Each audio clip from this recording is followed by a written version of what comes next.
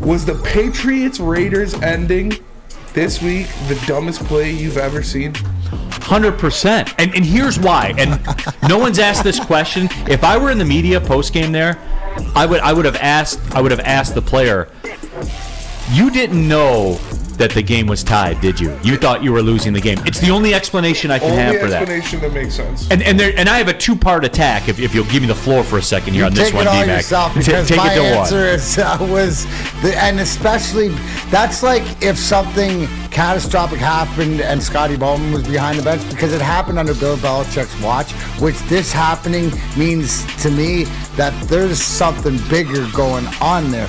To your point, please, the floor is yours. So yes, it was the dumbest play I've ever seen. I was convinced that he thought they were losing the football game. That's the only explanation. How about this, too? Hey, Matt Patricia, either throw it into the end zone or take a knee and go to overtime, by the way. Yeah. You set all this up. You put the wheels in motion for all this because you're bad at your job, okay? We've seen it here. We know intimately how bad you are at your job. But this narrative of...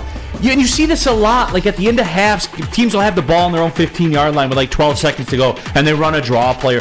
Why are you putting yourself at risk? What good comes from that? Yeah. What good comes from that? Nothing. Only bad can happen. It's dumb, and I see coaches do this stuff all the time. But hey, that's Matt Patricia, and that just goes to show you, too, how good Bill Belichick is, because he can have Matt Patricia on his staff, and they're still probably going to get in the playoffs. They're going to overcome the fact that Matt Patricia's there. And Joe Judge. Yeah. So you know what?